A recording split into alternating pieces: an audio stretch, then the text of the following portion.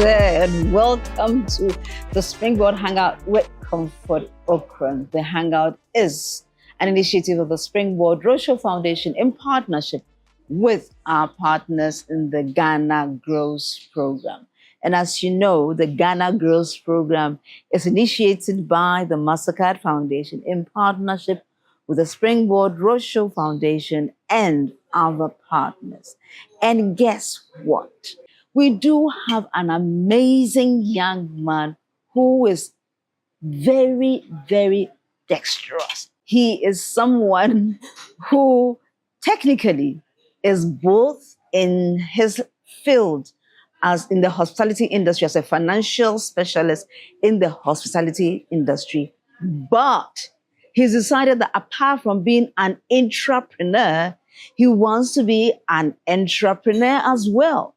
Therefore, he is the general manager for Eusbett Hotel in Sunyani, but owns at least 3 businesses. One in cleaning services, another in, construction accessories like bathroom facilities and lighting fixtures. So, such a multi-dimensional person, how do you pin him down? What are the things that help him? What kind of values does he live by? And so I'm sitting down here in the garden of Eusbett Hotel. We'll soon be getting our drink. So when our drink comes, we'll come back with another inspiring story from Sunyani at the Eusbett Hotel. Don't go anywhere. We will be right back.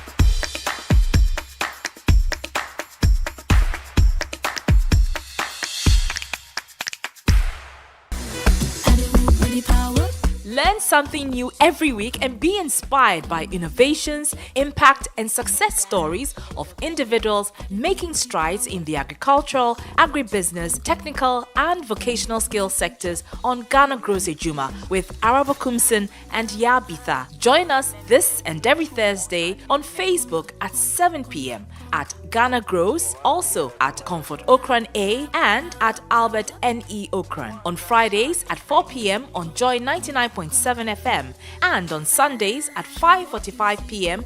on TV3. Ghana Grows is an initiative of Mensah Foundation in partnership with the Springboard Roadshow Foundation. If you are a young person and you want to be a part of our various interventions, call or WhatsApp Ghana Grows call center on 0308 255 775. Follow us on all our social media handles. Ghana Grows Ejuma. Hope Day.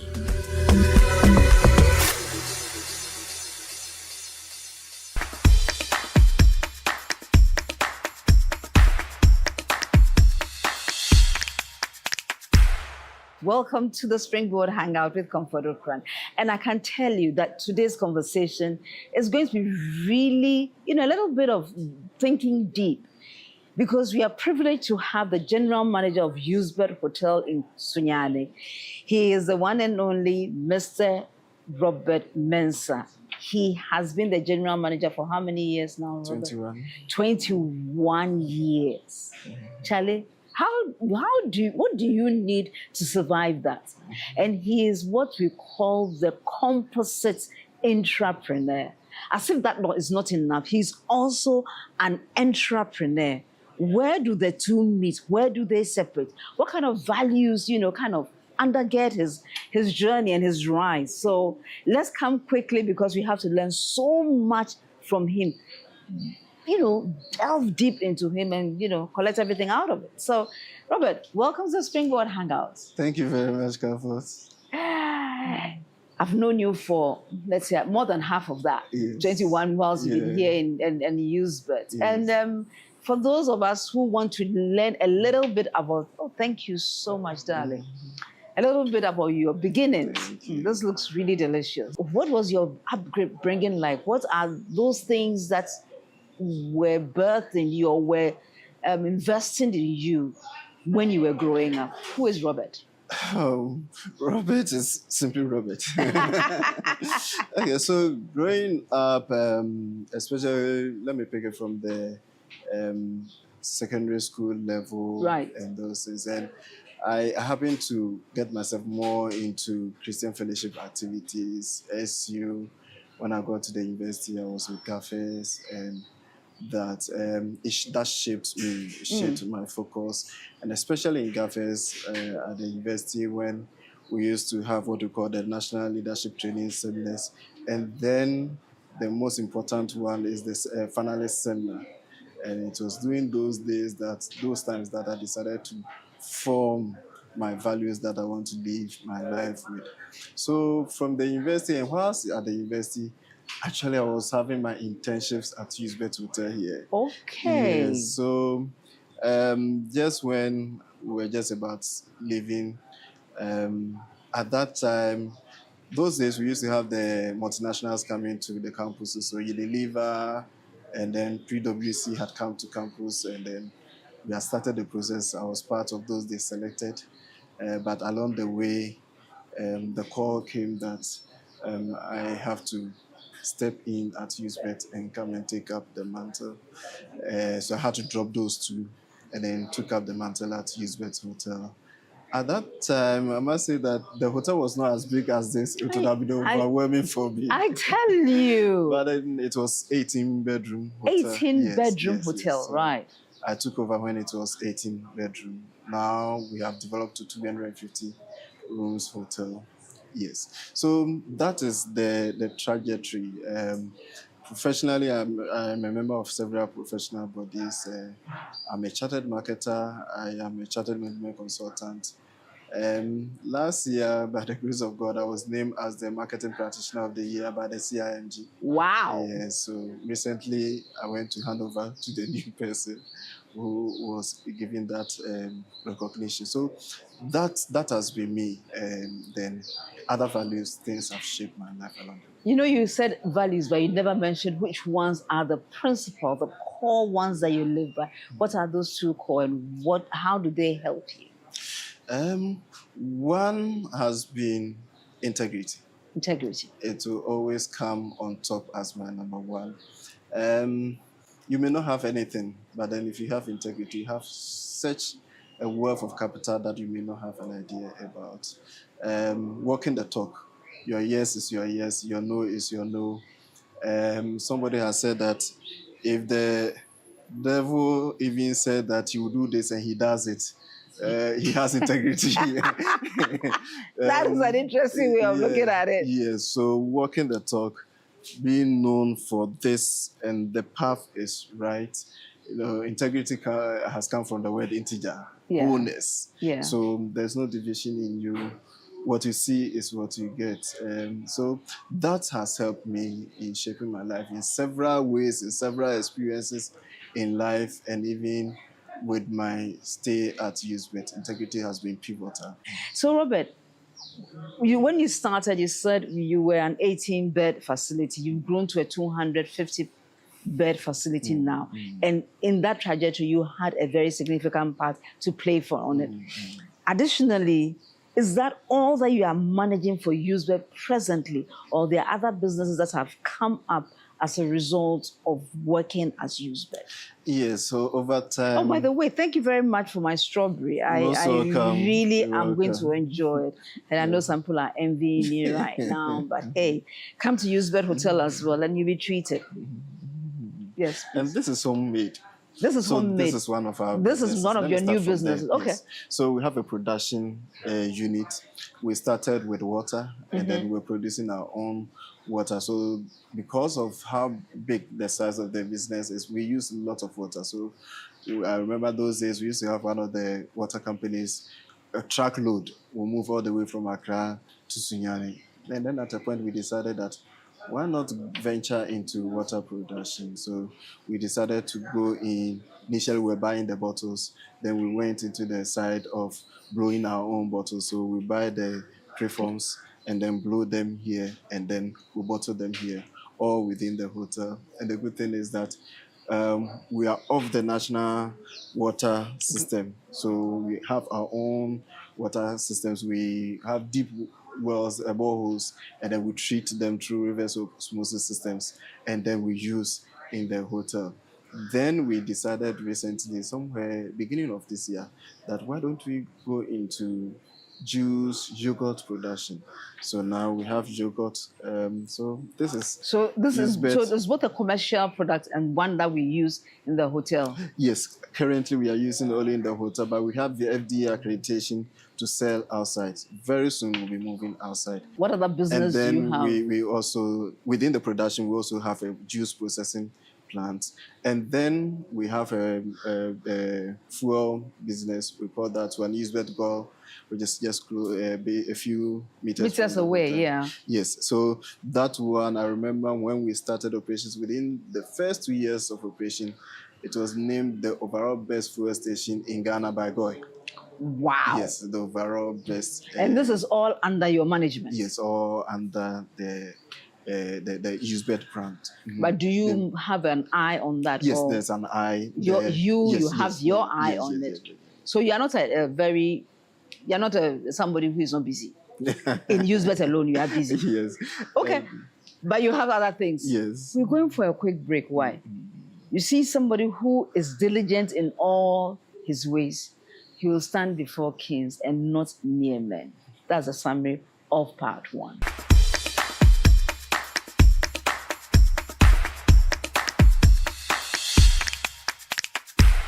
Welcome to the Springboard Hangout with Comfort Ocran. We have the privilege of sitting down, having an up-close and personal conversation with the general manager for Eusbett Hotel. And he has earlier told us about how Eusbett started from an 18-bed facility, but it's now a 250-bed facility. Additionally, they've gone into other related business. So it's almost like it's a conglomerate. So they have water processing, they have the yogurt production, they also have a fuel station, all of this supporting the main business. And of course, they have a farm, but you didn't mention that. Yes, we do. We have a cattle ranch, a big one. And my boss will always make a joke that if a Fulani man has more cows than him, then he inherited. Maybe he's a third generation. But for him, he started this thing. I love that. But what about the vegetables that you grow for your market?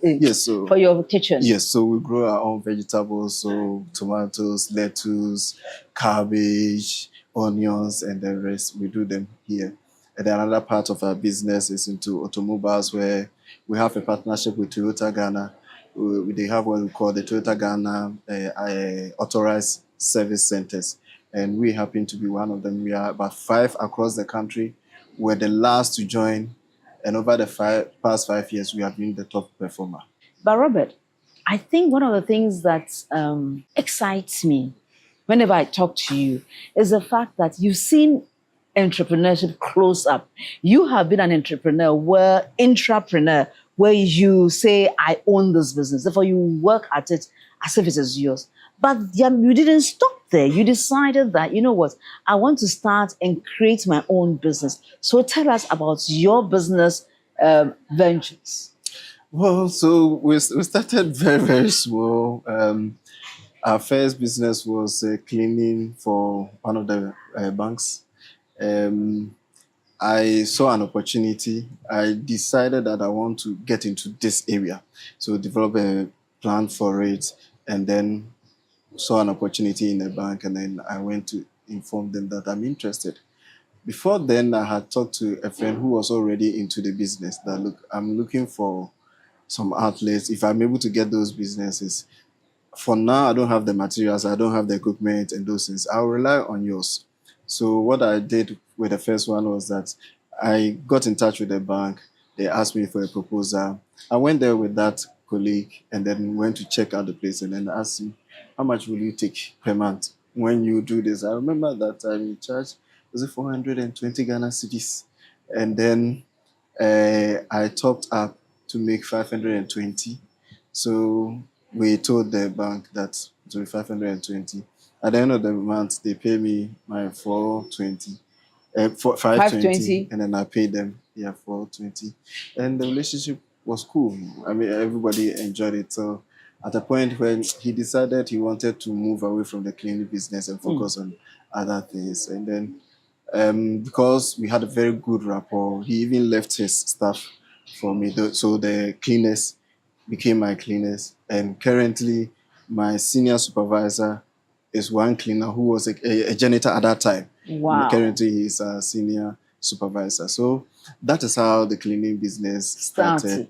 And then based on, I initially mentioned social capital. When you are able to build a strong social capital, you're able to leverage open on doors, that. yeah. And then if the brand is also good, it opens the doors for you. So one after the other, when we send proposals to other places, and especially when they make a reference check with the current people that you are working with, the results are always very good. So it helps to open doors for you here and there. So that is how the cleaning service. And then tell us about the construction. Yeah, so we are a bit into construction also. So currently there are a few projects that we are handling. And then when you come to, we have a showroom here. We have a complete bathroom solutions. So from WCs to showers to tiles to faucets and everything. Jacuzzis, we have them there. Then when you come to lighting, so all kinds of light, recessed lights, concealed surface, all those ones, we have them at our place. So these are the areas that we've tried to concentrate on, and then we also do supplies. So somebody will call that, okay, I have Christmas hamper coming up, want you to take charge of it. Then we go in and we do it. Wow. That's so, I mean, I'm just looking at how much you handle here, and then the other one that you do for yourself. My question to you, how are you able to resolve the very thorny issue of first, what we call conflict of interest, so that the two businesses do not clash, and then also maintain the trust of your CEO? How do you do that? So two things. One is full disclosure. Full disclosure. So number one is full disclosure. Full disclosure. I made my CEO aware of everything that I'm doing. So even when at certain times I have to visit any of my sites, I tell him, oh, I need permission, I want to go to this site and then come back quickly. I give him maybe within this time I'll be back, or I need this number of days to go to this place to check up these things. And then he allows me because you have declared it to him. And then the other side of it, so even in the sense of declaration, sometimes he even gets jobs related to what I'm doing, and then he gives them to me. He will call that, or he will give me a contact that, call this person, he needs this, and then I will call the person and then see the deal. You mean so because of full disclosure, he's even able to open doors for you? Yes. So your business will grow. Yes. Indeed, the shop where we are selling where we have the showroom for the lights and the bathroom accessories, he gave that one to us to run. So it is because he knows everything about the business. Sometimes he goes to the shop. If he sees something that he has some advice for me, he calls me and then gives me that advice. So there's full disclosure.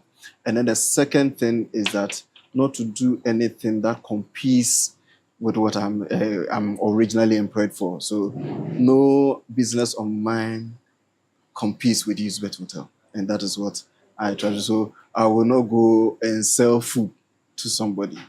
No, because Eusbett sells food. I'll not go and sell water to somebody because Eusbett sells water. I will not go and sell yogurt to somebody. So if somebody needs yogurt, then it is Eusbett.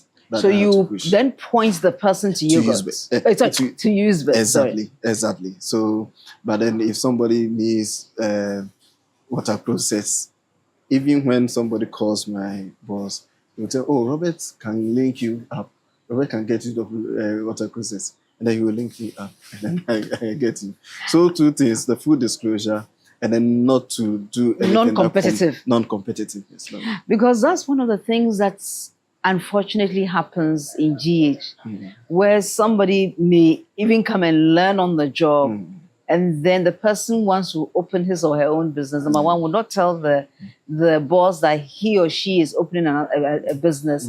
And then sometimes the abysmal part is the person getting some jobs which may have come on the business where the business is, and then will do it either with the boss's resources or go and do it elsewhere, undercharge the customer, and then spoil the business. So what do you have to say for young people who maybe, want to do their own business, but are not yet aware that there's a more honorable way of doing business? I'll tell such young people that it is the right thing to do.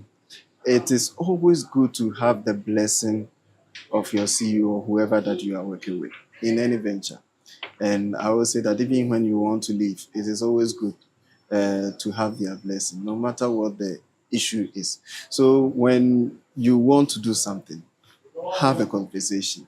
You may not know that the person will even be the one to even help you open certain doors for you. There are certain distributors that I can go to them and even get on credit on the back of my CEO. So disclose things very well to the person and do not engage in anything that is in a competition, that will be in a competition with where you are working at. And sometimes what some people do is even the next door. So they are selling pumps on this lane. So maybe house number A2. Then go to A5 and then he has gone for a shop there and then he's doing selling pumps. So his boss is AZ pumps, and then you also say 1, 2, 3 pumps. And then sometimes directs the traffic to his 1, 2, 3 places. There's no blessing in There's no blessing in that. Thank you. I'll go for a quick commercial break, and when I return, we'll continue this fascinating, I promised you, didn't I, conversation with Robert. Don't go anywhere. We'll be right back.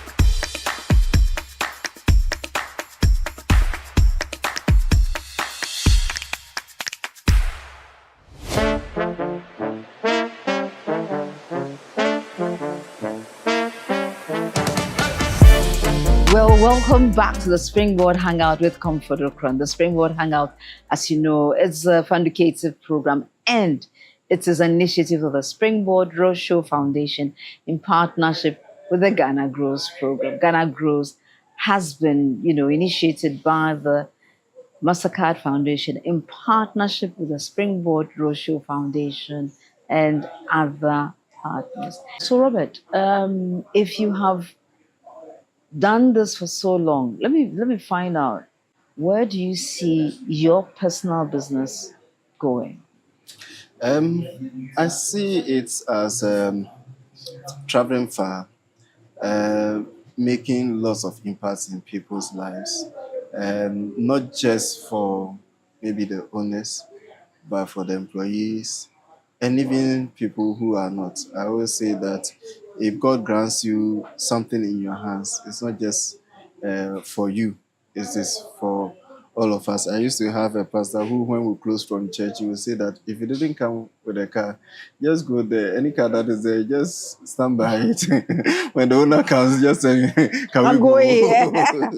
Yeah, it's for all of us. I believe in that. So even in our own small way, the little way that I am, you pick lessons from what people have done for you and the impact they have had in your life, and then you also want to give birth to same. So last year we had 2 guys that we took them through DFAM, Doctor of Pharmacy program, one in Tech, KNUSA, one in UGS, who completed their 6-year program. So right from level 100 to the level 600, we took care of them. So that is your business.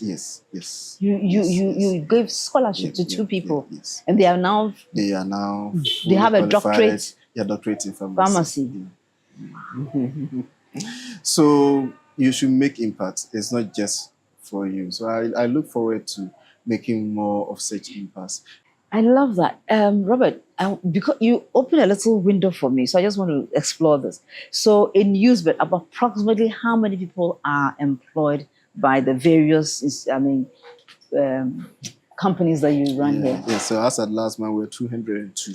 202 in Eusbett alone.